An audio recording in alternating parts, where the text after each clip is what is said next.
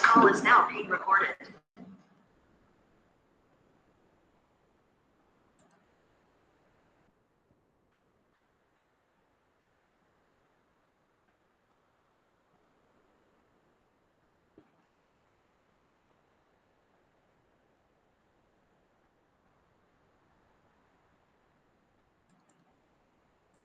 Screen दिख रहा है?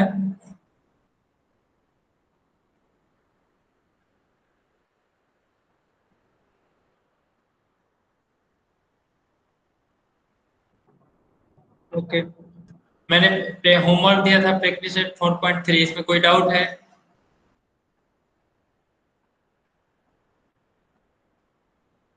Any doubt in practice set 4.3?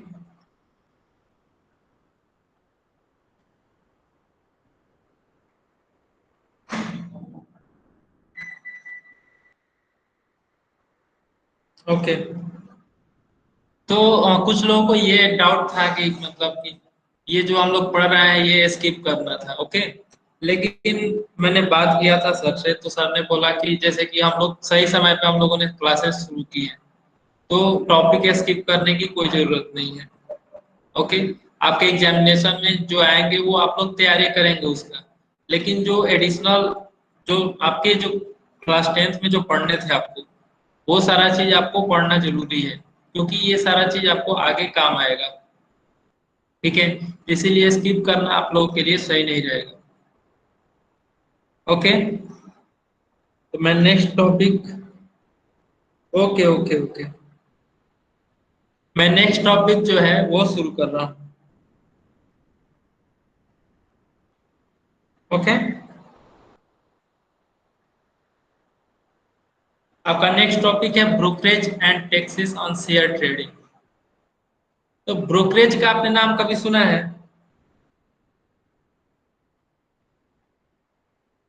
Brokerage जो है, जैसे कि ब्रोकर का आपने नाम सुना होगा। ओके, जैसे ब्रोकर को जैसे हिंदी में हम लोग बोलते हैं दलाल। ओके, तो इसके बारे में हम लोग पढ़ेंगे। Brokerage, we directly cannot go to the stock market and buy or sell shares. Only the registered members or organization of a stock market can buy or sell on our behalf. These members are called share brokers. ठीक है, हम लोग जो है directly stock market में हम लोग कोई भी शेयर को नहीं खरीद सकते हैं और ना बेच सकते हैं। ठीक है, और जो इसमें रजिस्टर्ड मेंबर होते हैं ऑर्गेनाइजेशन के, वो लोग ही जो है वो इसको सेल कर सकते हैं और बाई कर सकते हैं। ओके, तो हमारे जो ब्रोकर होते हैं, हम लोगों के जगह पे वो लोग उसको परचेज करते हैं। These members are called share brokers. For catering the service of buying and selling of shares, they charges some amount, which is called brokerage. ठीक है, और जो इसके लिए कुछ खरीदने के लिए शेयर को और बेचने के लिए जो वो लोग ये करते हैं, तो उसका कुछ वो लोग चार्ज लेते हैं, जिसको हम लोग बोलते हैं ब्रोकरेज। ठीक है, brokerage is paid on the market value of the share. और ब्रोकरेज जो होता है वो मार्केट वैल्यू पे, वो शेयर का जो मार्केट वैल्यू होता है उस पे आपका वो कैलकुलेट होता है। जैसे एक एग्जांपल है आपका, suppose if the face value of the share is ₹100। ठीक है, आपका मान लीजिए कि वो फेस वैल्यू है आपका ₹100 and market value is 150। Market value जो है वो आपका 150 है।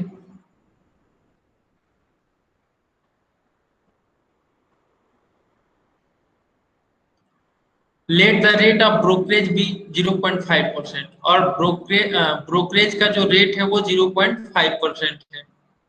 व्हाट अमाउंट शुड वन पे फॉर परचेजिंग 100 सच शेयर्स? ठीक है, what amount should be received after selling 100 such share? तो बताना है कि 100 शेयर को परचेज करने के लिए कितना अमाउंट आपको पे करना होगा, और 100 शेयर को सेल करने के लिए आपको कितना अमाउंट पे करना होगा। तो कैसे कैलकुलेट करेंगे? तो आपका जो है गिवन क्या है, फेस वैल्यू जो है आपका वो ₹100 है, मार्केट वैल्यू है वो आपका 150। तो मैंने अभी बताया था आप लोगों को कि जो ब्रोकर का ब्रोकरेज हम लोग कैलकुलेट करेंगे वो आपका मार्केट वैल्यू पे ही कैलकुलेट करेंगे। ओके, तो यहाँ पे buying buying price of one share, एक शेयर का बाइंग प्राइस क्या होगा, एमवी का मतलब market value plus brokerage, market value plus brokerage हम लोग उसमें ऐड करेंगे। तो मार्केट वैल्यू कितना होगा आपका 150 और ब्रोकरेज कितना होगा, ब्रोकरेज जो है वो 0.5% है। तो 0.5% ऑफ 150 मतलब मार्केट वैल्यू का जो मार्केट वैल्यू का 0.5% जो है हम लोग वो आपका ब्रोकरेज होता है। तो आपका ब्रोकरेज कितना हो जाएगा 0.75। ओके, तो एक शेयर को परचेज करने के लिए आपको इतना खर्च करना पड़ेगा 150.75। इफ समवन शेयर, ये आपका कितना का आया, वन शेयर का जो है कॉस्ट, परचेज करने का कॉस्ट जो है 150.75 होगा। If someone purchase 100 such share, the total cost is, total cost क्या होगा आपका 1 का इंटू 100, तो आपका 150.75 इंटू 100 यानी कि 150.75। ओके, इतना जो है कॉस्ट आपको पे करना होगा परचेज करने के लिए। Here 50,000 is the share price, और यहाँ पे आपका 15,000 जो है वो शेयर प्राइस है। ये कैसे कैलकुलेट होगा, मार्केट वैल्यू जो है, मार्केट वैल्यू 150 है, मार्केट वैल्यू 150 है, 150 आपका मार्केट वैल्यू है इनटू,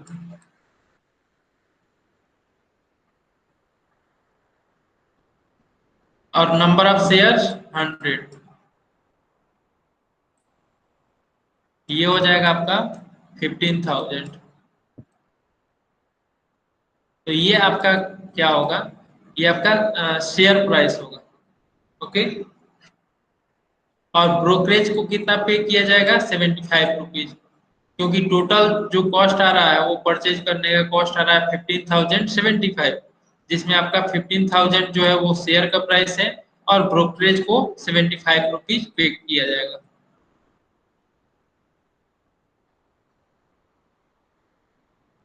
उसके बाद सेकेंड सिचुएशन में है कि at the time of selling share, जब आप शेयर को सेल कर सकते करेंगे तो क्या होगा, क्योंकि हम लोग को पता है कि हम लोग स्टॉक मार्केट में शेयर को ना परचेज कर सकते हैं और ना सेल कर सकते हैं। ठीक है, तो हमको उसके लिए ब्रोकर को रखना पड़ता है, तो ब्रोकर के लिए भी कुछ चार्ज होते हैं। ठीक है, तो वो पर शेयर उनका परसेंटेज के हिसाब से उनका चार्ज होता है। जैसे सेलिंग प्राइस पर शेयर क्या होगा, मार्केट वैल्यू जो होगा वो माइनस ब्रोकरेज, तो मार्केट वैल्यू आपका कितना है यहाँ पे, मार्केट वैल्यू आपका 150 है। ओके, और कितना चार्ज 0.5% चार्ज है आपका ब्रोकरेज, लेकिन यहाँ पे 5% दिया हुआ है, तो यहाँ पे ये जो है आपका टाइपिंग मिस्टेक है। ओके, तो यहाँ पे 0.5% ऑफ 150, तो ये आपका हो जाएगा 150 माइनस 0.75, दैट इज 149.25। तो 149.25 जो है वो सेलिंग प्राइस होगा एक शेयर का। If someone sells 100 such share, he will get, अगर कोई 100 शेयर को बेचता है तो वो कितना मिलेगा उसको, 100 इंटू 150, ये कितना हो जाएगा, टोटल कॉस्ट हो जाएगा, शेयर का कॉस्ट ये हो जाएगा 100 इंटू 150, और 75 रुपीज किसका होगा, ब्रोकर का होगा। ये कैसे आया 75 रुपीज, यहाँ पे ब्रोकर का ब्रोकरेज का कितना 0.75 है, 0.75 एक शेयर के लिए है, वन शेयर के लिए 0.75 है, वन शेयर। उसी तरीके से 100 शेयर के लिए क्या होगा, 100 into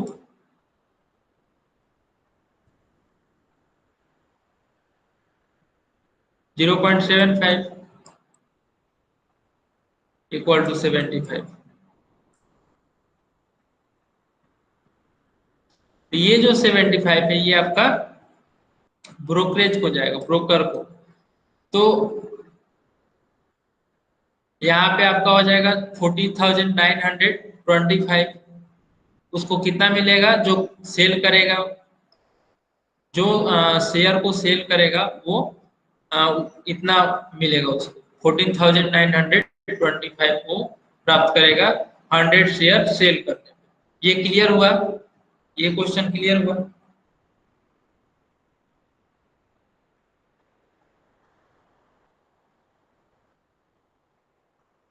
okay.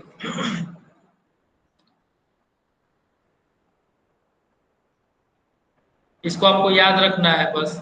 Brokerage is always calculated on market value of shares in the contract note of cell purchase of shares, price of one share is shown with brokerage and taxes.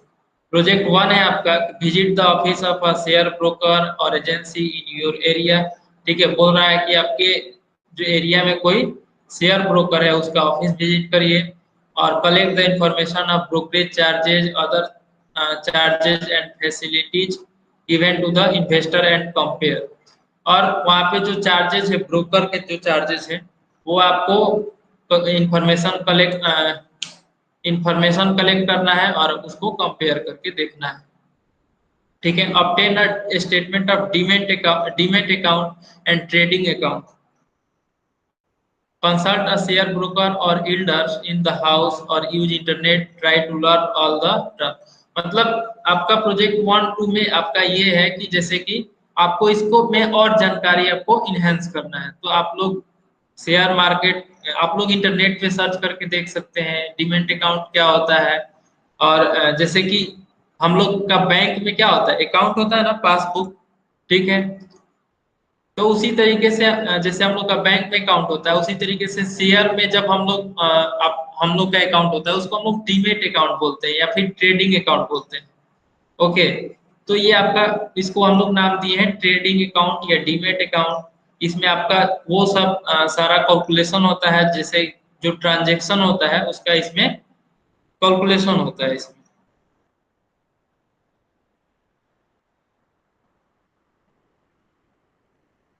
GST on brokerage services, आपका एक broker क्या करता है, एक service है उसका, broker का एक सर्विस होता है। तो जो भी सर्विस होता है उस पर जीएसटी आपका क्या होता है, लगता है।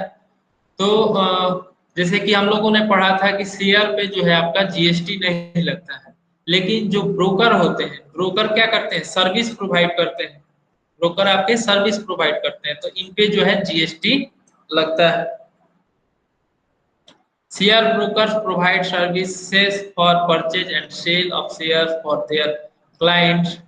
These services are charged under GST. Rate of GST is 18% on brokerage. You can find the SAC for brokerage services. ठीक है, तो आप लोग जैसे कि शेयर ब्रोकर जो होते हैं, जो भी शेयर को परचेज करते हैं या सेल करते हैं अपने क्लाइंट का, तो उस पर जीएसटी लगता है। ठीक है, और ये रेट जो है वो आपका 18% होता है। ओके, आप लोग इसको देख सकते हैं, जो उसका स्लिप होगा उस पर आप लोग देख सकते हैं, एसएससी जो नंबर होगा उसमें देख सकते हैं ब्रोकर का कितना आपका चार्ज होता है। ओके, नोट में आपका एक चीज दिया हुआ है, for the safety of the investors there are other nominal charges besides GST on brokerage. These are security transaction tax, जिसको हम लोग एसटीटी बोलते हैं, SEBI charge, stamp duty. Here we will only consider GST on brokerage. तो इसमें note में ये आपका कह रहा है कि इन्वेस्टर के सेफ्टी के लिए और भी दूसरे चार्जेस जो है इसमें जोड़े जाते हैं, लेकिन हम लोगों को यहाँ पे वो चार्जेस के बारे में नहीं पढ़ना है, हम लोग को सिर्फ जीएसटी को ही यहाँ पे कंसीडर करना है।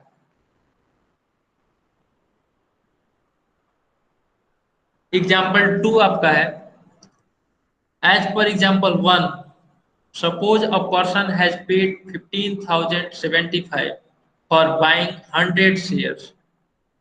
In that 75 is the brokerage, so the buyer has to pay 18% GST on 75. Let us find the amount of GST he paid to the broker and prepare the contract note. ठीक है, तो ये जो आपको calculate करना है कि जो ब्रोकर है उस पे जो जीएसटी लगेगा उसका कितना होगा, जीएसटी वाला अमाउंट कितना होगा। तो जैसा कि हम लोग क्वेश्चन नंबर 1 में हम लोग क्या देखे थे, क्वेश्चन नंबर 1 में फेस वैल्यू जो है वो आपका 100 रुपीज था, मार्केट वैल्यू जो है वो आपका 150 था, और रेट ऑफ ब्रोकरेज कितना था 0.5%। तो यहाँ से जो है आपका कोई अगर 100 शेयर परचेज करता है तो वो 15,075 रुपीज पे करता है, तो पे करेगा, और 75 रुपीज किसको जाएगा, ब्रोकरेज को जाएगा।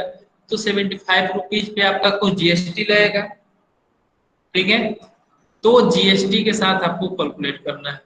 तो जीएसटी जो है आपका कितना है, 18% ऑफ 75, 18% ऑफ 75 कितना होगा आपका 13.50, 13.50 आपका जीएसटी हुआ। तो जीएसटी का 2 पार्ट होता है, एक आपका एसजीएसटी और सीजीएसटी।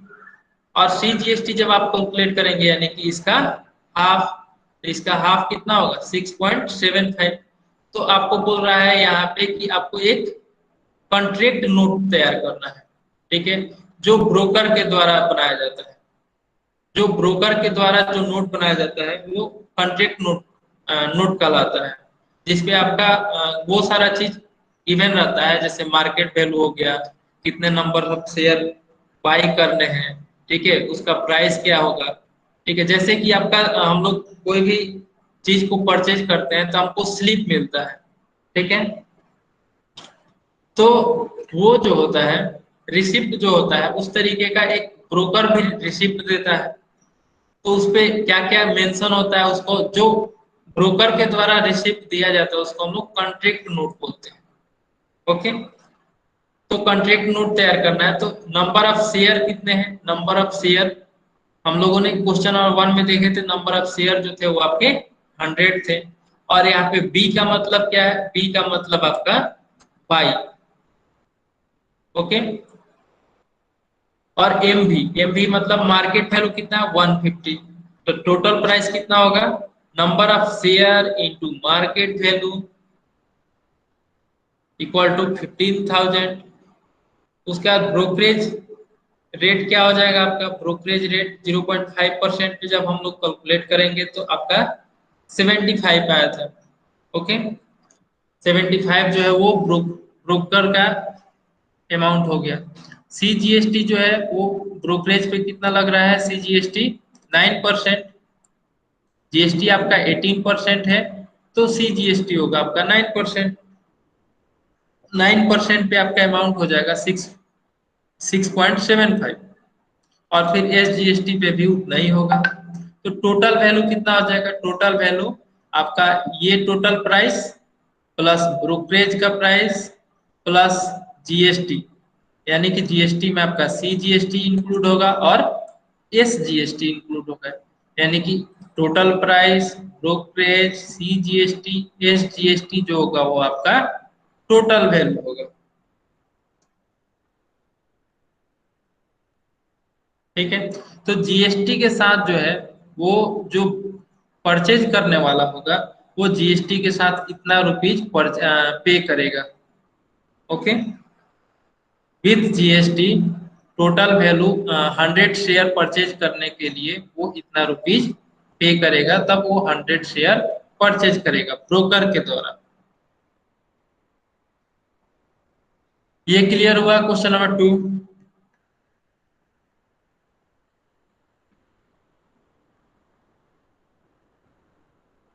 ओके, क्वेश्चन थर्ड है आपका, Waseer Khan purchase 100 share of MV ₹40, brokerage paid at the rate of 0.5% and the rate of GST on brokerage is 18%. Find the total amount he paid for the share purchase। ठीक है, बशीर खान जो है वो 100 share purchase कर रहा है, 40 रुपीज मार्केट वैल्यू है तब, okay, brokerage paid at the rate of, और ब्रोकरेज रेट जो है वो 0.5% है, और रेट ऑफ जीएसटी जो है वो 18%, जो कि हम लोगों ने देख चुका था और क्वेश्चन में गिवन भी है। अगर क्वेश्चन में नहीं गिवन होगा ब्रोकरेज जीएसटी रेट, तो हम लोग या तो नहीं लेंगे, या तो अगर उसमें बोलेगा कि जीएसटी के साथ कैलकुलेट करना है तब हम लोग जीएसटी 18% लेंगे। अगर नहीं बोलेगा तो क्वेश्चन में हम लोग जीएसटी ऑफ ब्रोकरेज का कैलकुलेट नहीं करेंगे। Find the total amount he paid for the sell share purchase. तो वैल्यू ऑफ 100 शेयर क्या होगा आपका? 100 शेयर का वैल्यू निकालने के लिए हम लोग market value into number of share multiply करते हैं, यानी कि मार्केट वैल्यू एम भी इंटू नंबर ऑफ शेयर, ये करते हैं।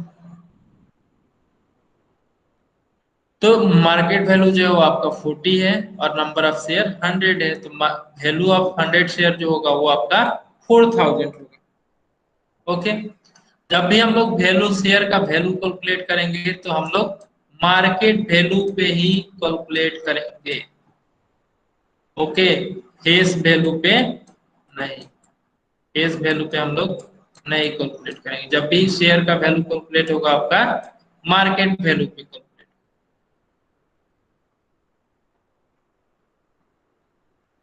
उसके बाद ब्रोकरेज पर शेयर, एक शेयर पे ब्रोकरेज कितना होगा? 0.5% ऑफ 40, यानी कि एक शेयर का जो वैल्यू है वो आपका 40 है, तो 0.5% निकालेंगे तो आपका ये होगा 0.20 रुपीज। ओके, अब आपका वन शेयर का कॉस्ट 40 रुपीज है और ब्रोकरेज पर शेयर जो है वो 0.2 है, तो कॉस्ट ऑफ वन शेयर कितना हो जाएगा तब? अब कॉस्ट ऑफ वन शेयर कितना हो जाएगा? Market value plus brokerage, market value 40 और ब्रोकरेज 0.2, आपका कॉस्ट ऑफ वन शेयर हो जाएगा 40.20। उसके बाद कॉस्ट ऑफ 100 शेयर, 100 शेयर का कॉस्ट कितना हो जाएगा? जब वन शेयर का कॉस्ट आपका इतना होगा 40.20, तो 100 शेयर का कॉस्ट कितना हो जाएगा? 40.20 इंटू 100। ओके, उसके बाद आपका ये हो जाएगा 4020, 100 शेयर का कॉस्ट। ब्रोकरेज ऑन 100 शेयर, और ब्रोकरेज 100 शेयर पे कितना होगा? तो एक शेयर पे आपका 0.2 ब्रोकरेज है, तो 100 शेयर पे कितना होगा? 0.2 इंटू 100, यानी कि 20। अब ब्रोकरेज हम लोग को 100 शेयर पे निकल गया आपका 20 है, ठीक है। और क्वेश्चन में क्या गिवन है कि rate of GST on brokerage is 18%। Okay, तो 18% जो है वो ब्रोकरेज पे जीएसटी है।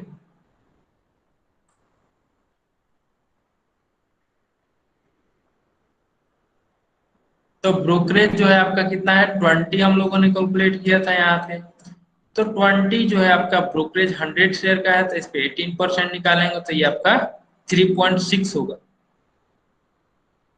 ओके, तो बशीर खान कितना पेड करेगा? बशीर खान कितना पेड करेगा? पहले तो 4 था, पहले तो वैल्यू ऑफ 100 शेयर का वो पेड करेगा, ठीक है। तो वैल्यू ऑफ 100 शेयर 4000, और इस पे ब्रोकरेज जो है वो 0.20 लग रहा है, तो यानी कि कॉस्ट ऑफ 100 शेयर जो है वो 4020 हुआ। ओके, तो cost of 100 share 4020 plus GST, ठीक है, तो जीएसटी कितना है? 3.6, तो 4020 प्लस 3.6 यानी कि 4023.60 पर 100 शेयर। तो बशीर खान जो है जीएसटी के साथ और ब्रोकरेज को ब्रोकरेज का रेट साथ में देते हुए वो 4023.60 रुपीज पे करके 100 शेयर परचेज करेगी। ओके, ये क्लियर हुआ?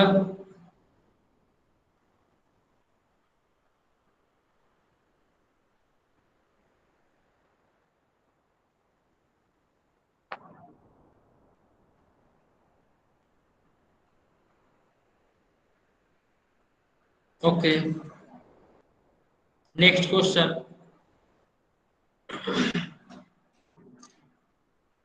Pankaj Rao invested 1,25,295 in shares of face value 10 rupees. When market value is rupees 125, rate of brokerage is 0.2% and GST is 18%. Find how many shares were purchased.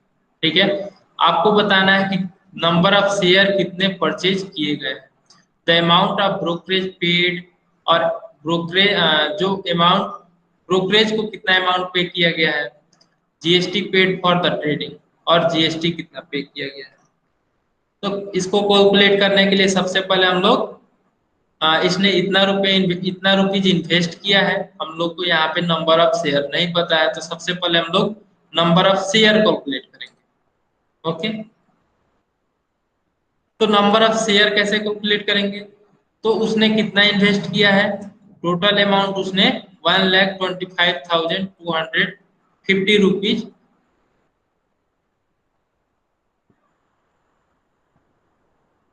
Okay wait,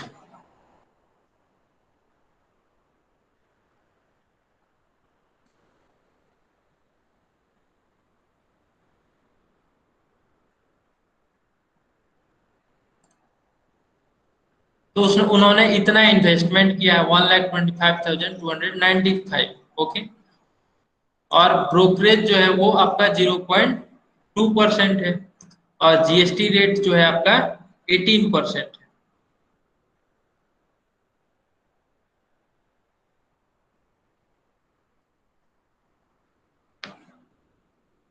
और market value कितना है आपका 125। तो brokerage हम लोग किस पे calculate करते हैं, ब्रोकरेज कैलकुलेट करने के लिए मार्केट वैल्यू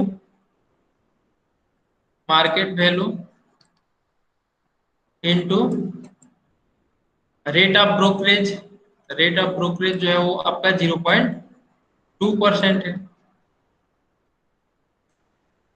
ओके, तो 0.2% है, तो यहाँ पे हम लोग ब्रोकरेज कैलकुलेट करेंगे तो कितना होगा 0.25।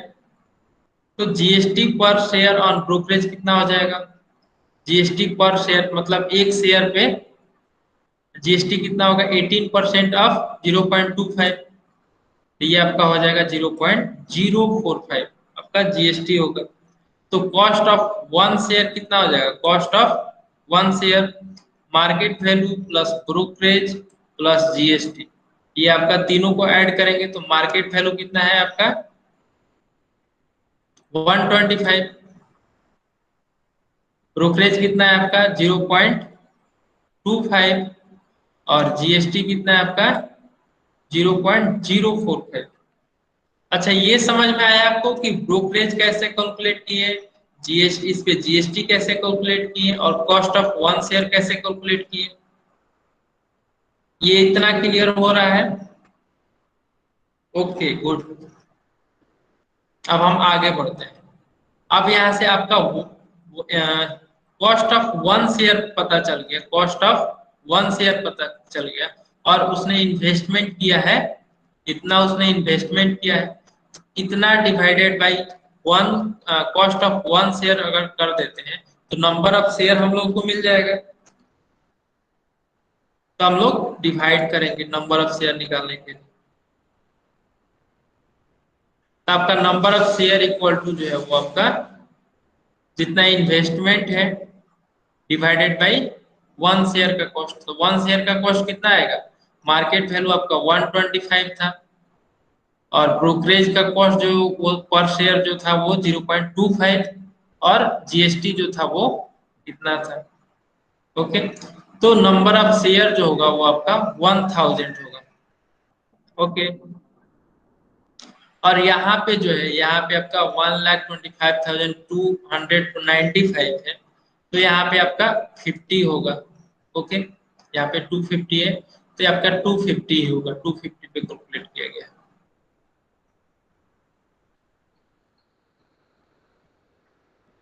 टोटल ब्रोकरेज कितना हो जाएगा, टोटल ब्रोकरेज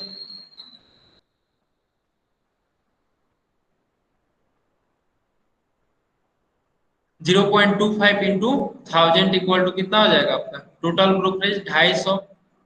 टोटल जीएसटी जो है वो 1000 इंटू 0.45। ओके, ये आपका 45 होगा। ओके, सॉरी, देखिए मैं फिर से इसको बताता हूँ, थोड़ा सा मिस्टेक हो गया था। जैसे ये इन्होंने पंकज राव जो है वो 1,25,295 इन्होंने इन्वेस्टमेंट किया है। ओके, तो इसमें जो है जीएसटी इंक्लूड है, इसमें जो है आपका जीएसटी जो है वो इंक्लूड है। तो यहाँ से ब्रोकरेज पे जीएसटी कितना है 0.045। फिर भी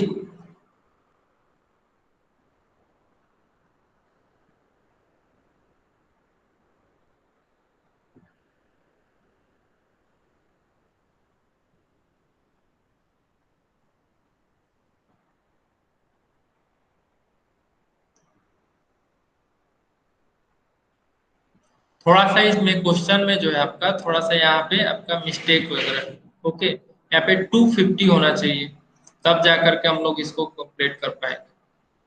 ओके,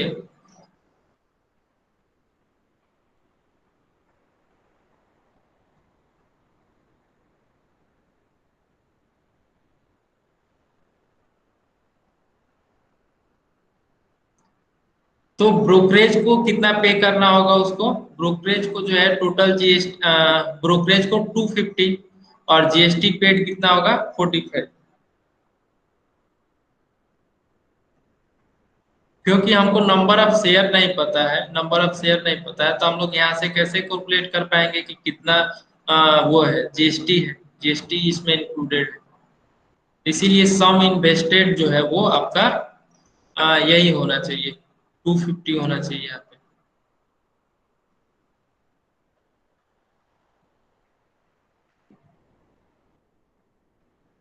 उसका नेक्स्ट क्वेश्चन है आपका,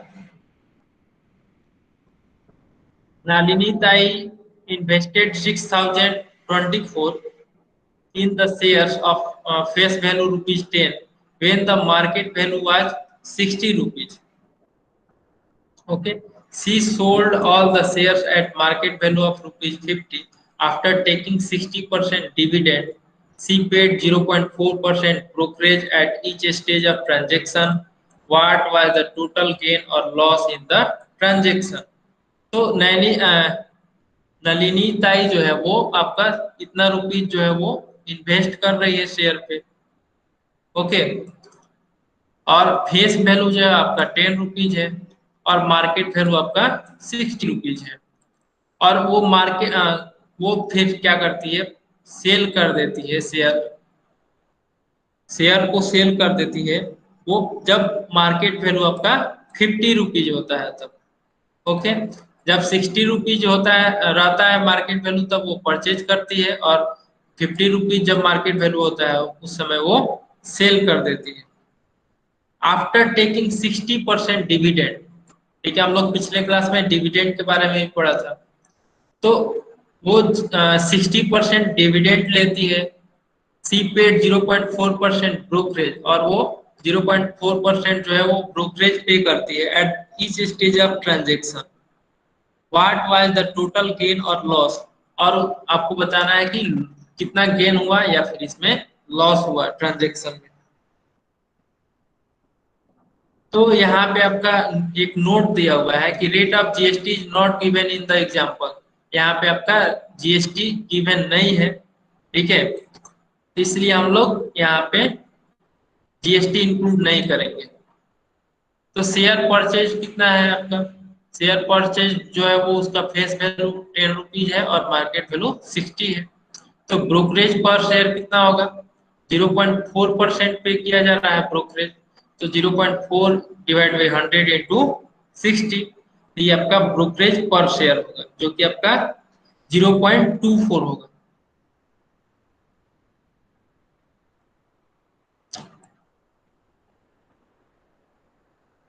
0.24। कॉस्ट ऑफ वन शेयर कितना हो जाएगा आपका, cost of one share market value 60 rupees है और ब्रोकरेज पर शेयर जो है वो 0.24 पे करना है। तो 60 प्लस 0.24 यानी कि 60.24। ओके, अब नंबर ऑफ शेयर कैलकुलेट कर लेंगे। यहाँ से नंबर ऑफ शेयर कितना होगा आपका, इन्वेस्टमेंट कितना हुआ है 6024, तो 6024 total investment divide by one share का कॉस्ट। ऐसा ही ना कैलकुलेट करते हैं number of share, total investment divide by one share का कॉस्ट। तो ये आपका 100 शेयर आया। ओके, यानी कि उसने जो है 100 शेयर परचेज किया है, और फिर उसने क्या किया है 100 शेयर को सेल भी किया है। तो शेयर सोल्ड, जब सोल्ड करने के टाइम में फेस वैल्यू हमेशा तो एक ही रहता है, वो चेंज नहीं करता है। फेस वैल्यू आपका 10 हुआ, और मार्केट वैल्यू जो है वो आपका 50। तो ब्रोकरेज पर शेयर कितना होगा आपका, ब्रोकरेज पर शेयर 0.4% ब्रोकरेज है आपका। तो 50 का यानी कि मार्केट वैल्यू का हम लोग ब्रोकरेज निकालते हैं। तो आपका 0.4% of 50 that is 0.20। Selling price of पर शेयर क्या होगा आपका, सेलिंग प्राइस पर शेयर 50 माइनस 0.20। ओके, जब सेल कर रहे हैं शेयर को तो ब्रोकर को कुछ अमाउंट देना पड़ेगा ना, तो इसीलिए हम लोग जो ब्रोकर को अमाउंट देंगे वो इसमें से सब्ट्रैक्ट कर देंगे। ओके, तो 50 माइनस 0.20 आपका कितना हो जाएगा 49.80।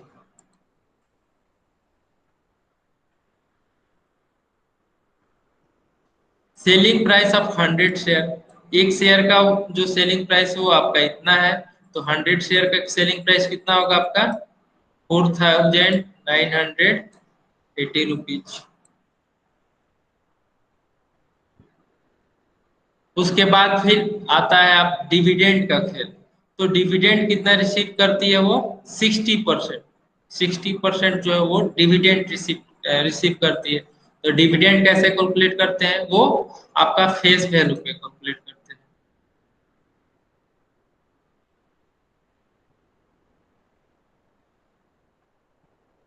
तो डिविडेंड पर शेयर आपका कितना हो जाएगा 60% ऑफ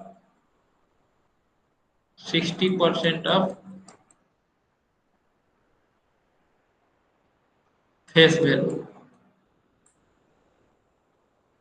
तो 60% of face value, face value आपका कितना है 10 रुपीज है। ओके, तो 60 divide by 100 into 10 equal to आपका कितना होगा, इसको कैलकुलेट करेंगे तो आपका 6 रुपीज जो है वो पर शेयर डिविडेंड आएगा। तो फिर पर शेयर डिविडेंड 6 रुपीज है, तो 100 शेयर का कितना होगा 6 into 100 that is 600। Okay, Nalini ताई इनकम कितना हो गया, नलिनी ताई इनकम कितना हो गया यहाँ से 100 शेयर का सेलिंग कितना था 49,000, सॉरी 4,980 रुपीज।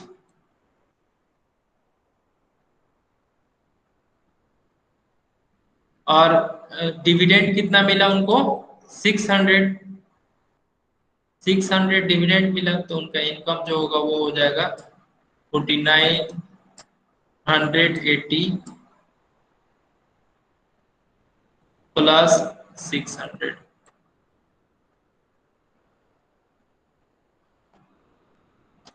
ये जो होगा वो आपका 5,580 वो उनका इनकम होगा। ओके, उसने इन्वेस्टमेंट कितना किया था 6025, और इनकम कितना हुआ 5,580। आप बताएंगे कि इसमें प्रॉफिट हुआ है या लॉस हुआ है, हुआ है।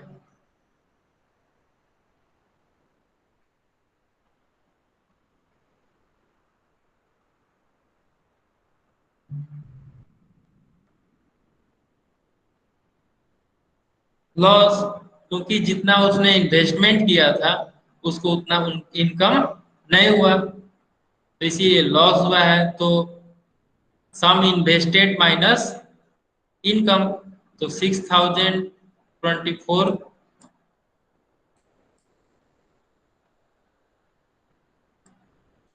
माइनस 5580,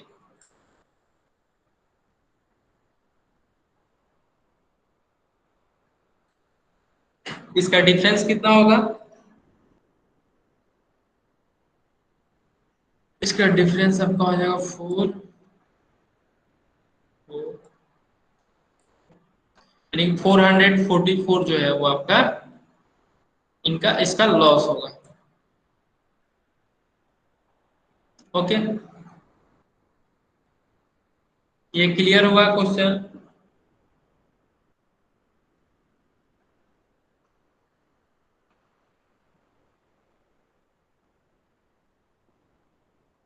ओके,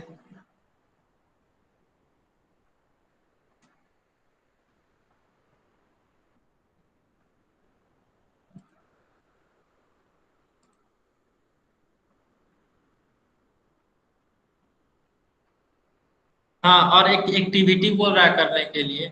इन एग्जाम्पल 5, ये जो आपका एग्जाम्पल है, ये fifth example, if GST was paid at 18% on brokerage, then loss is this. Verify whether you get the same answer. आपको कैलकुलेट करना है 18% जीएसटी जो है वो पे किया जाएगा। ओके, 18% जीएसटी पे करने के बाद लॉस कितना होगा वो आपको बताना है। तो वो कैसे कैलकुलेट करेंगे?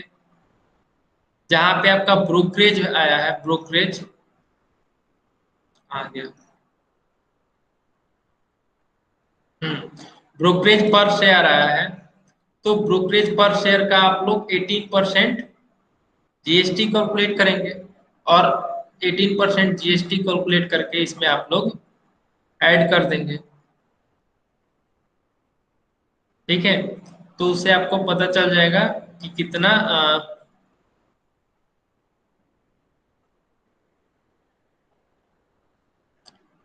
आपका प्रॉफिट हुआ है या लॉस हुआ है। उसके बाद नेक्स्ट टॉपिक है आपका म्यूचुअल फंड। म्यूचुअल फंड क्या होता है, इसको कोई रीड करो, कोई रीड कर सकते हो? रेज योर हैंड, या फिर कमेंट बॉक्स में लिखो जिसको रीड करना है।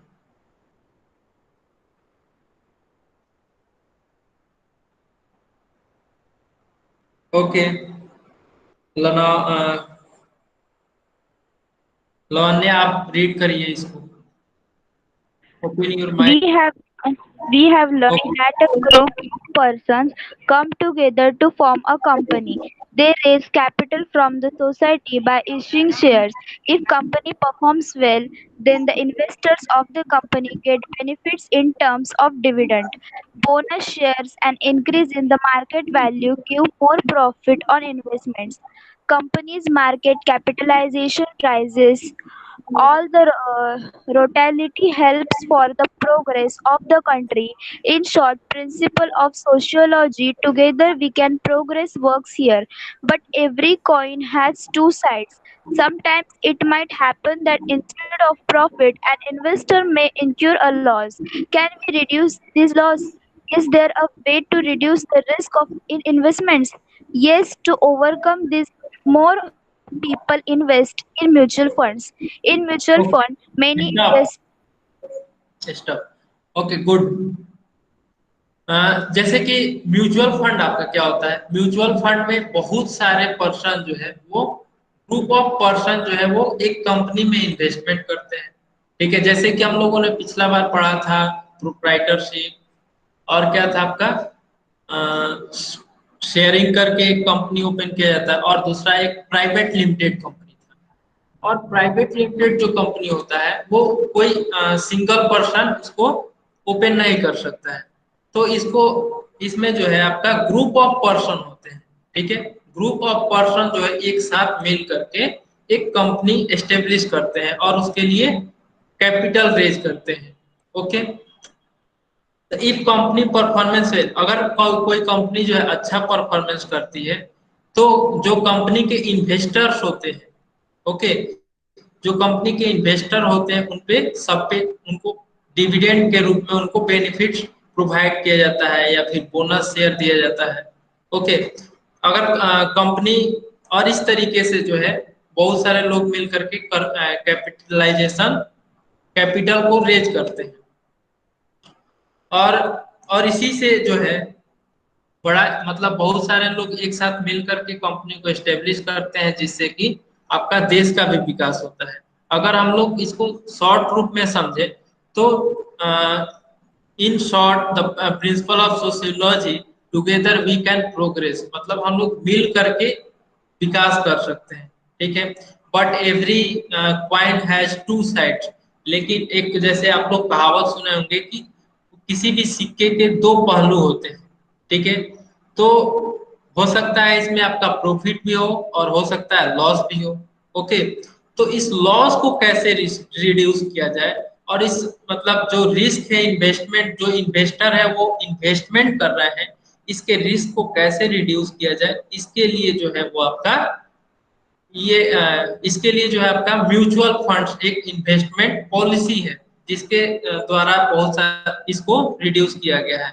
मतलब जो इन्वेस्टमेंट का लॉस है उसको रिड्यूस करने के लिए हम लोग म्यूचुअल फंड का उपयोग करते हैं, ओके। नेक्स्ट कौन पढ़ेगा? Next paragraph, another one.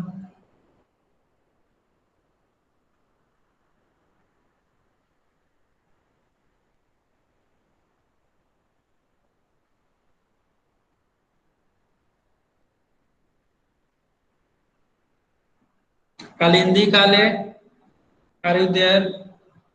Yes, sir. Okay, read. Okay, sir. Okay, In mutual fund, investors with common objectives give their money okay, to okay, read. give their money to the professional experts.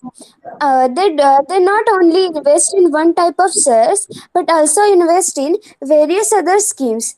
As a result, investment is a diversified which reduce risk factor, and the total dividend or profit is divided equally among the investors. How to invest in mutual fund? What is the rate of return? What is the locking period?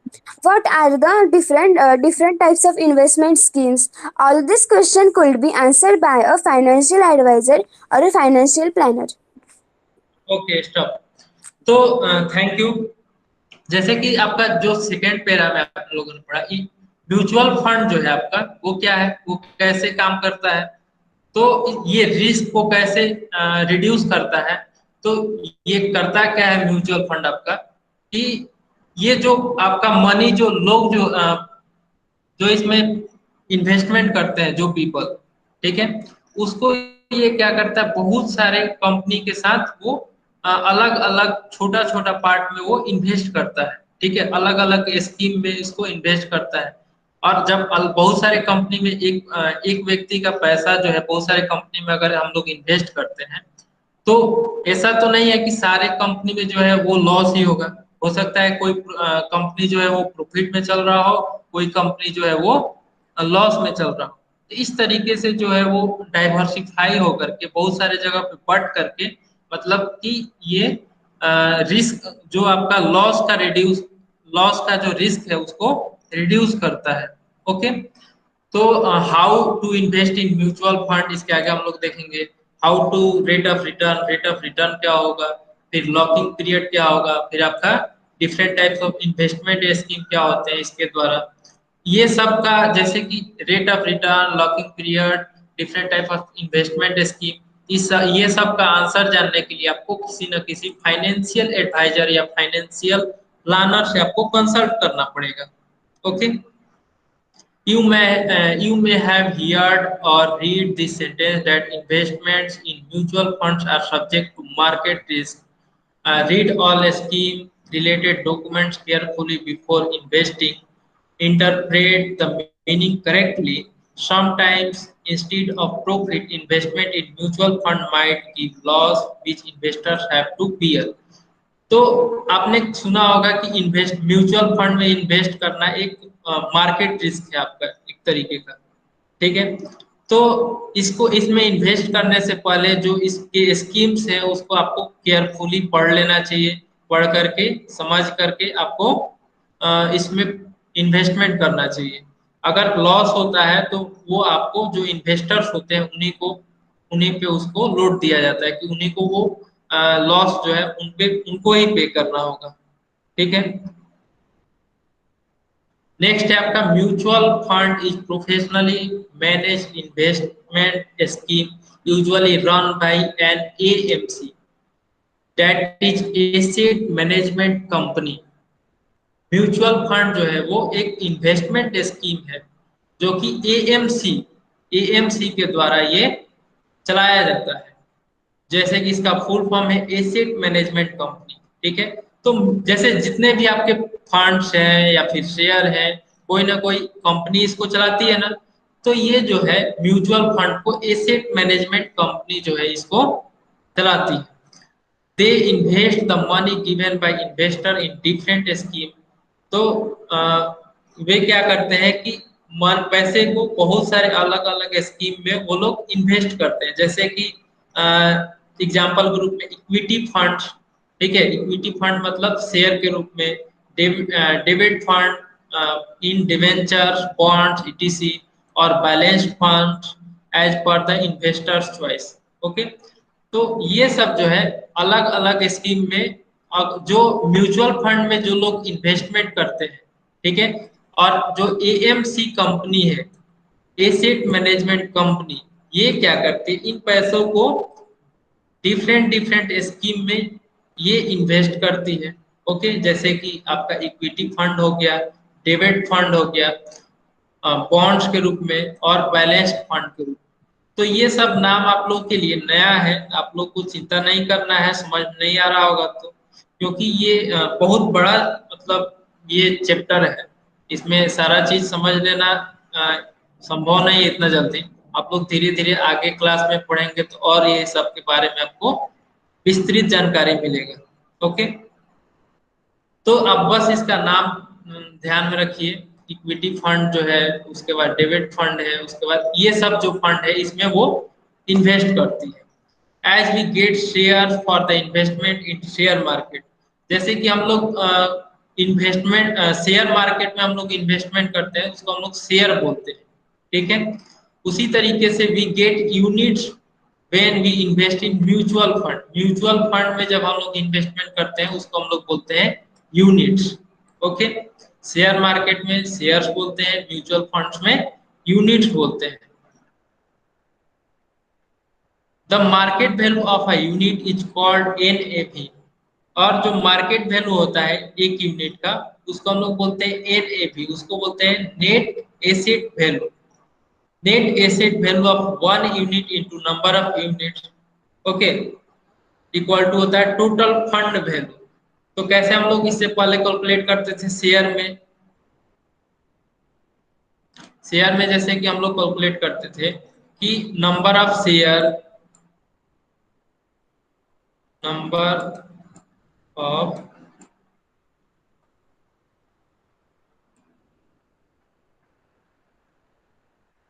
Number of shares into market value. Okay, ये आपका क्या होता था, total value होता था। मैं total value को TV लिख देता हूँ। ओके, तो number of shares into market value जो है वो आपका टोटल वैल्यू होता है। उसी तरीके से म्यूचुअल फंड्स में आपका एनएवी, जैसे कि हम लोग म्यूचुअल फंड में एक यूनिट को हम लोग यूनिट्स बोलते हैं, तो NAV of one unit into number of units equal to होगा आपका टोटल फंड वैल्यू। ओके, या फिर आप बोल सकते हो टोटल एनएवी, ठीक है।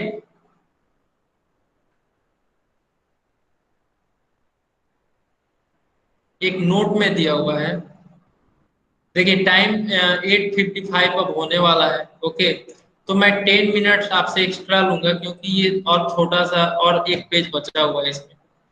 ओके, किसी को कोई प्रॉब्लम नहीं ना है?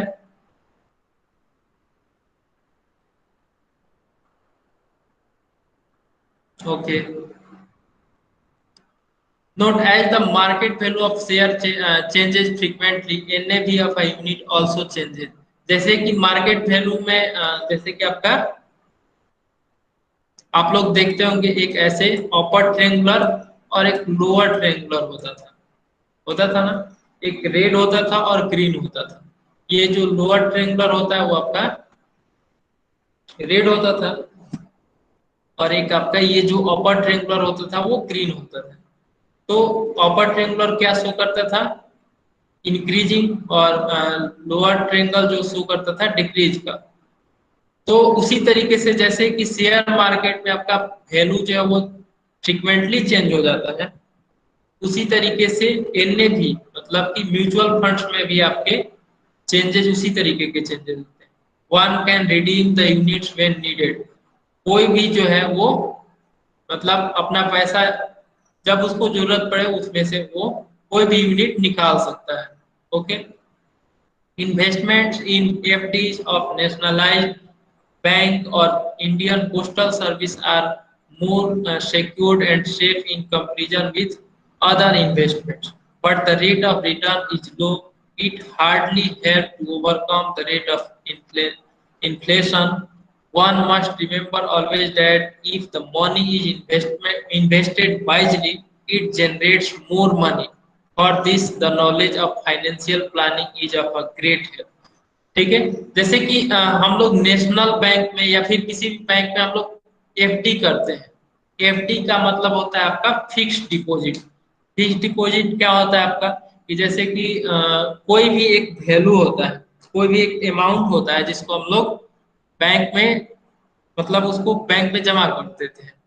जमा करने के बाद उसका कुछ समय सीमा होता है, उसके समय सीमा के अनुसार उसमें इंटरेस्ट बैंक के द्वारा प्रोवाइड किया जाता है। तो जो बैंक के द्वारा इंटरेस्ट पे किया जाता है उस अमाउंट पे उतना परसेंट अमाउंट, तो वो आपका एक फिक्स टाइम के बाद वो आपको फिर रिटर्न कर दिया जाता है। ठीक है, लेकिन उसमें जो है आपका उतना इनकम नहीं होता है जितना कि आपका म्यूचुअल फंड्स में या शेयर में होता है। ठीक है, अगर शेयर में आपका लॉस भी हो सकता है, म्यूचुअल फंड में लॉस भी हो सकता है, लेकिन एफडी में आपका लॉस नहीं होगा। जो आपका अमाउंट फिक्स है उतना ही आपको अमाउंट मिलेगा।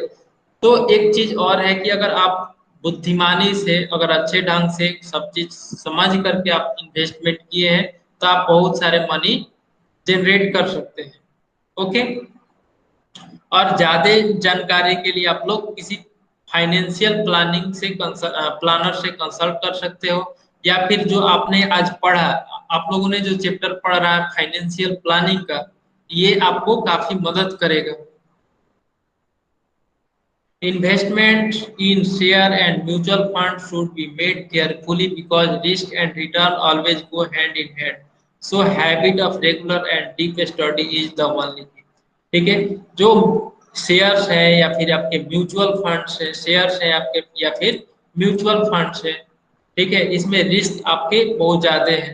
ठीक है, हर समय आपका रिस्क रहता है, कब इसमें आपका लॉस हो सकता है, कब प्रॉफिट हो सकता है। इसलिए आपको अगर इसमें कुछ करना है तो आपको सबसे पहले इसके बारे में डीप स्टडी करना होगा। ठीक है, डीप स्टडी करने के बाद आपको इसमें इन्वेस्टमेंट करना होगा।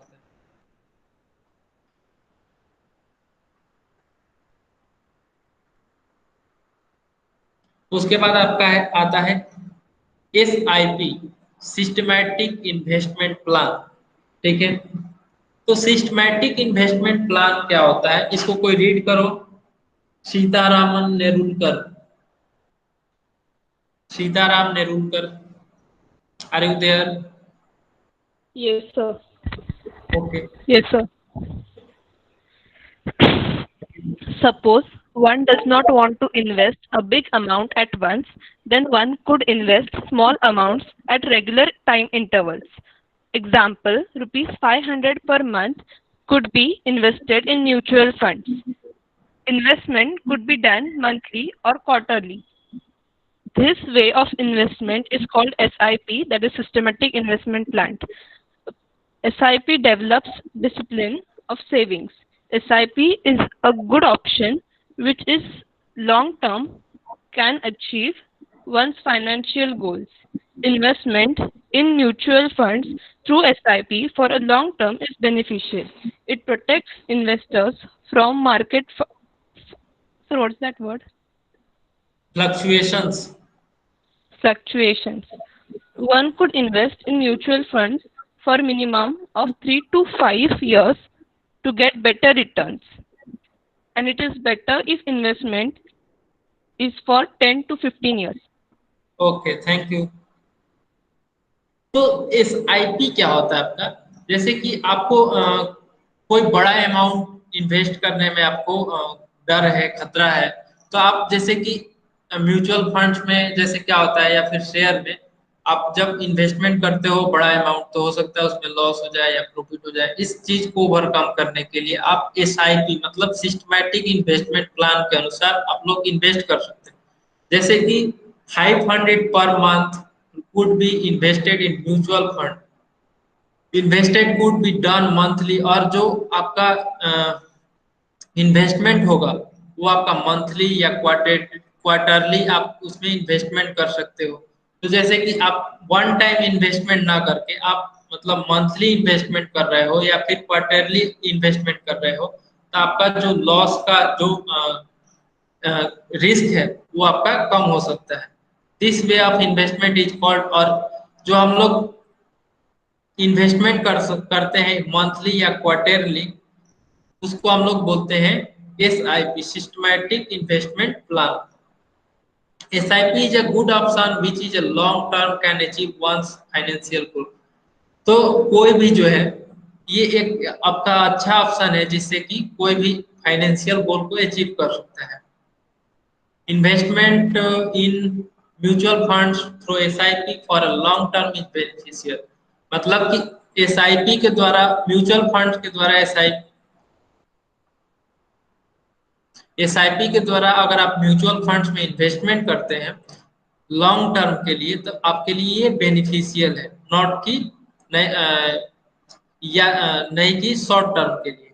ठीक है, शॉर्ट टर्म में आपके लिए बेनिफिशियल नहीं है, इसमें आपको लॉन्ग टर्म जाना पड़ेगा।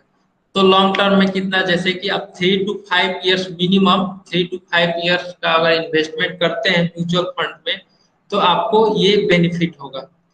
और सबसे अच्छा रहेगा अगर आप लॉन्ग टर्म में जैसे 10 to 15 इयर्स के बीच में इन्वेस्टमेंट करते हैं इतने लॉन्ग टर्म का, तो आपको एक ज्यादा अमाउंट का बेनिफिट हो सकता है। ओके, तो अब नेक्स्ट क्या है आपके benefits of mutual funds. Mutual funds के क्या क्या बेनिफिट है? फर्स्ट आपका है professional fund managers, diversification of funds, मतलब कि फंड्स जो है वो आपके डाइवर्सिफिकेशन होते हैं, बहुत सारे कंपनी में इस फंड को इन्वेस्ट किया जाता है जो कि आपका म्यूचुअल फंड्स करती है। और हम लोगों ने एक चीज और देखा था जिसको AMC, एसेट मैनेजमेंट कंपनी जो है इसको म्यूचुअल फंड को रन करती है, और वही जो है AMC वो इस फंड को डिफरेंट डिफरेंट कंपनी में इन्वेस्टमेंट करती है। और इसमें क्या होता है, म्यूचुअल फंड में ट्रांसपेरेंसी होता है और सफिशिएंटली सेफ इन्वेस्टमेंट होता है। ठीक है, इसमें ज्यादा खतरा नहीं होता है इन्वेस्टमेंट का। Liquidity redemption of unit can be done, और इसमें एक ये फायदा ये है, लिक्विडिटी रिडेम्पशन ऑफ यूनिट्स का मतलब ये हुआ कि आपका अगर आपको कोई भी जरूरत है कितना भी यूनिट निकालने का, यूनिट हम लोगों ने पढ़ा था जैसे कि शेयर मार्केट में आपका शेयर होता है, उसी तरीके से म्यूचुअल फंड में आपका यूनिट होता है। तो आपको जितने यूनिट की जरूरत है उतना यूनिट आप लोग उसमें से रिडीम कर सकते हैं। इसमें लिमिटेड रिस्क होता है, advantage of long term and short term gain, investment in funds like ELSS are admissible for deduction under section 80C of income tax। और कुछ एग्जांपल इसको देखते हैं। ये सारा आपका बेनिफिट है म्यूचुअल फंड्स का।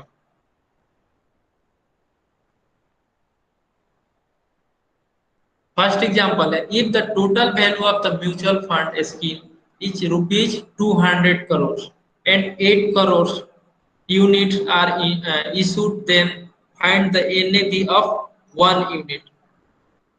ओके, तो ये बोल रहा है कि total value of mutual fund जो है वो आपका 200 करोड़ है।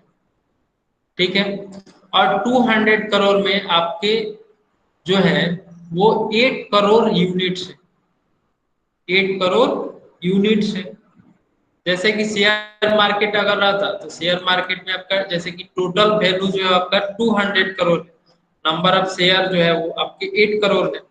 ठीक है, उसी तरीके से हम यहाँ पे म्यूचुअल फंड्स का बात कर रहे हैं, म्यूचुअल फंड स्कीम का बात कर रहे हैं, तो इसका टोटल वैल्यू जो है 200 करोड़ है और यूनिट जो है आपके 8 करोड़ है।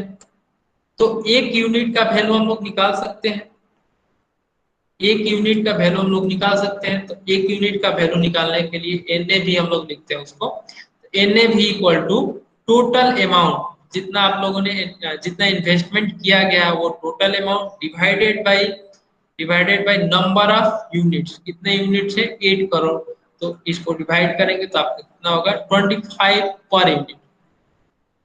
आपका एक यूनिट का जो कॉस्ट है वो 25 होगा।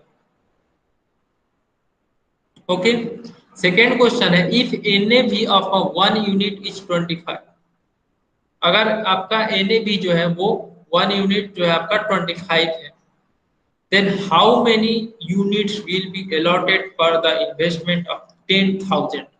अगर टोटल अमाउंट जो 10,000 इन्वेस्टमेंट करना है तो उसमें कितने नंबर ऑफ यूनिट्स होंगे? तो ये क्वेश्चन है, इसको कैलकुलेट कर लीजिए। टोटल अमाउंट कितना है 10,000, एक यूनिट का कॉस्ट 25, तो number of units sum invested divide by NAV यानी कि 10,000 divide by 25 equal to 400 units. Next question. Okay, next question आपका प्रैक्टिस सेट 4.4 है, इसको आप लोग करेंगे, इसको आप लोग प्रैक्टिस सेट 4.4 करेंगे। इसमें क्वेश्चन जो आते हैं वो आपके बहुत इजी क्वेश्चन होते हैं, आप लोग सारे क्वेश्चन कर लेंगे, बशर्ते कि आप लोग एक बार इसका रिवीजन कर लेंगे एग्जामिनेशन से पहले। ओके, तो इसका रिवीजन कर लेंगे, इसमें क्वेश्चन मतलब जो क्वेश्चन आएगा एग्जामिनेशन में वो आपके हो ही जाएंगे क्वेश्चन। ठीक है, इसमें लेंथी क्वेश्चंस नहीं है, इसमें इजी इजी क्वेश्चन है सारे, बस आपको समझना है उसके वो उसका जो टर्म्स है, मार्केट वैल्यू क्या होता है, फेस वैल्यू क्या होता है, ब्रोकरेज क्या होता है, बस इतना आपको ध्यान में रखना है और बाकी सारे क्वेश्चन हो जाएंगे। और ये काफी इंटरेस्टिंग चैप्टर था आपका फाइनेंशियल प्लानिंग, जो कि आपको आगे फ्यूचर में बहुत इसका आपको इसका हेल्प मिलेगा। आपका होमवर्क जो है वो आपका प्रैक्टिस सेट 4.4 और प्रैक्टिस सेट 4B। ओके, और मैंने ये भी होमवर्क दिया था आप लोगों को, प्रॉब्लम सेट 4A, आप लोगों ने किया था इसको?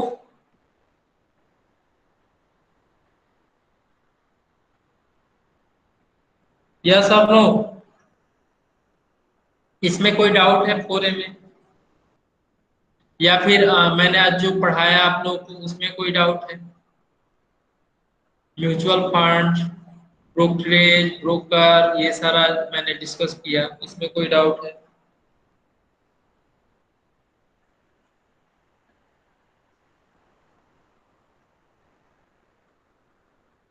फोरे में कोई डाउट नहीं आप लोगों को?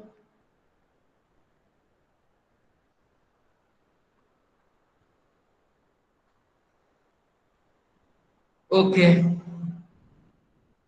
तो किसी को कुछ डाउट है तो पूछ सकते हो माइक ओपन करके, या फिर आप लोग कमेंट सेक्शन में लिख सकते हो।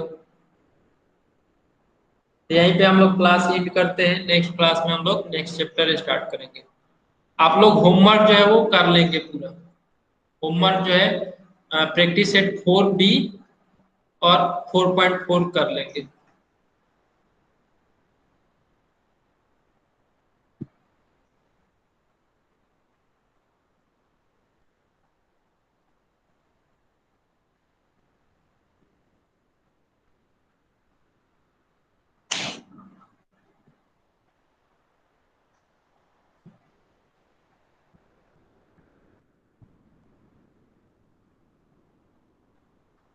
किसी को डाउट है तो पूछ सकते हो या फिर मीटिंग लीव कर सकते हो।